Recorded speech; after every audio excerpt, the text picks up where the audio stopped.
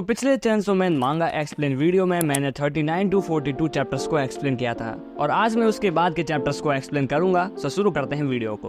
अब तक हमने देखा था कि हाल फिलहाल में ही बनी डेंजी की गर्लफ्रेंड रेजे को एक डेविल पकड़कर स्कूल के बाथरूम में चलने को कहता है। अब वहीं डेंजी टोटली फंस चुका था कि वो अब दो लड़कियों को पसंद करने लगा है। वो पोचिता से भी पूछता है कि उसके लिए बेटर कौन सी है, तो पोचिता की आंतरिक आवाज उसे फालतू के ऑप्शन दे देती है। वहीं दूसरी ओर रेजे उस डेविल से बचकर भागने लगती है। वहीं वो डेविल भी उसका फुल स्पीड में पीछा करने लगता है। अब वो दोनों ही टेरेस पर आ जाते हैं जहाँ से बचकर जाने का कोई रास्ता नहीं था रेजे के पास। अब रेजे उस डेविल से पूछती है कि आखिर वो कौन है। इस पर वो डेविल हंसते हुए कहता है कि उसे उसका तो पता नहीं, बट रेजे का पता है। वो एक ऐसे चीज का टुकड़ा है जो पागल चूहों को अपने वश में कर उन्हें तबाह कर देता है। अब एक्चुअली ये डेविल रेजे के फेस की थोड़ी स्किन काट कर चेनसो मैन को दिखाना चाहता था और बताना चाहता था कि उसकी गर्लफ्रेंड के साथ कुछ भी हो सकता है। एंड ऐसा कहकर वो अपना काम निकलवाना चाहता था। एंड इस पर वो डेविल उसकी स्किन जैसे ही लेने जाता है वैसे ही सडनली रेजे उसका हाथ मोड़कर उसके कमर पर चढ़ जाती है। रेजे का फेस एक्सप्रेशन टोटली चेंज हो चुका था एंड रेजे उसका गला दबाकर उसके घुटना पर उसे ले आती है एंड उसे खत्म कर डालती है। वहीं तभी अचानक से टाइफून डेविल अपीयर होता है, जिसे रेजे पूछती है कि टाइफून क्या तुमने हम दोनों को यहाँ फंसाया। जिस पर टाइफून डरता हुआ कहता है कि वो नहीं जानता था कि ये लेडी रेजे है, बट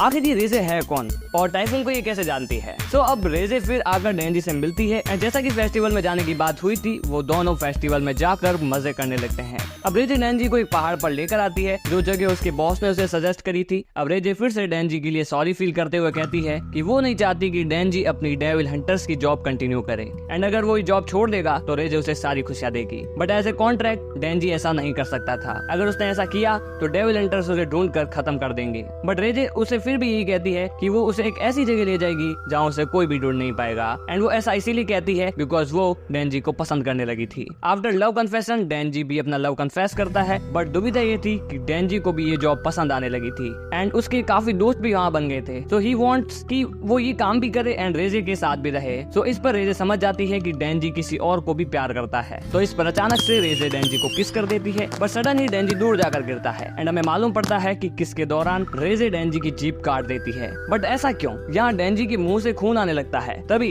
डेंजी को मालूम पड़ता है कि यहाँ कुछ तो गलत है। अब जैसे ही वो अपनी चेन खींचने के लिए जाता है वैसे ही रेजे उसका हाथ चाकू से काट डालती है एंड रेजे फिर से डेंजी को किस करके सॉरी कहती है एंड उसे बताती है कि अब वो उसका दिल लेने वाली है।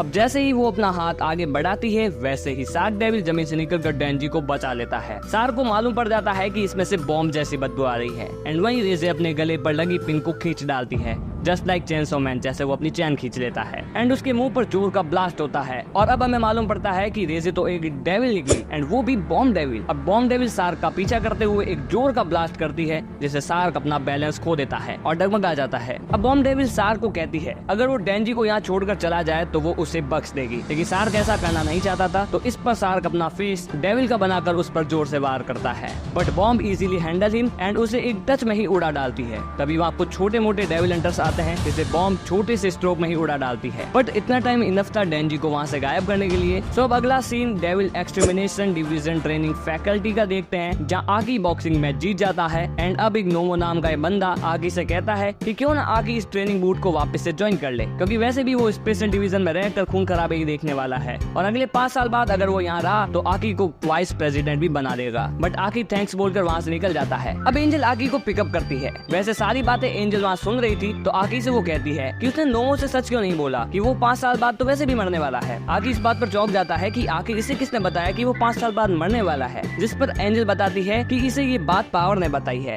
आकी उसे ये बात सीक्रेट रखने को कहता है। अब अचानक से सीन बदलते हैं। नोमो जल्दी से आकी को नीचे लेकर आता है जहाँ शार्क डेंजी को सुरक्षित ट्रेनिंग बूट में ले आता है। ऐसी कंडीशन में आकी शार्क से पूछता है कि डेंजी को क्या हुआ। शार्क लड़खड़ाती आवाज में उसे बताता है कि बॉम्ब डेविल गन डेविल की दोस्त यहाँ आ रही है। ऐसा कहते ही शार्क शांत हो जाता है। अब आकी उससे पूछता है कि वो कैसे जानता है कि बॉम्ब डेविल गन डेविल की दोस्त है, लेकिन शार्क उसे सच्चाई नहीं बताता, बट उसके मुंह से गलती से माँ की माँ का नाम निकल जाता है। अब रेजे रोड पर चलती हुई उनकी तरफ बढ़ती है। नोमो चिल्लाकर पूछता है कि हे लड़की आखिर तुम हो कौन और यहाँ क्या कर रही हो, तुम और नजदीक नहीं आ सकती, ये डेविल हंटर्स का ट्रेनिंग कैंप है। इस पर रेजे नाटक करती हुई आती है एंड कहती है कि उसके पीछे एक डेविल लगा है, उसे आकर कोई बचाए। बट इतना खुश होकर कौन बोलता है जिसके पीछे डेविल लगा हो, लेकिन रेजे की चिकनी चुपड़ी बातों में वो नहीं आते। तो तंग होकर रेजे अपनी पिन फिर से खींचने जाती है, बट तभी नोमो अपने दो काबिल साथी कैटो एंड तनाबे को बुलाता है। वहीं आकी डेंजी को लेकर वहाँ से निकलता है। अब फाइट स्टार्ट होती है। Actually Tanabe and Kato got a real ability, वो किसी भी चीज से अपने आप को कनेक्ट कर लेते हैं एंड जब वो अपने आप को नुकसान पहुंचाते हैं तो सामने वाले को भी खतरनाक नुकसान पहुंचता है। सो वो रेजे के दिल में छेद कर डालते हैं, जिससे रेजे की मुंह से खून आने लगता है, बट रेजे अपना मुंह फोड़ देती है एंड खुद तो अंदर नहीं जा पाती, बट अपना सर पकड़कर वो जोर से ट्रेनिंग कैंप में फेंक देती है एंड उसका मुंह जोर से फटता है ट्रेनिंग कैंप के अंदर एंड बॉम्ब डेविल में बदलकर वो लोगों को मारने लगती है। वह रेजे का बचा आधा शरीर नोमो पर वार करने लगता है। एक्चुअली नोमो भी कौन करके डेविल फॉक्स बुला सकता है,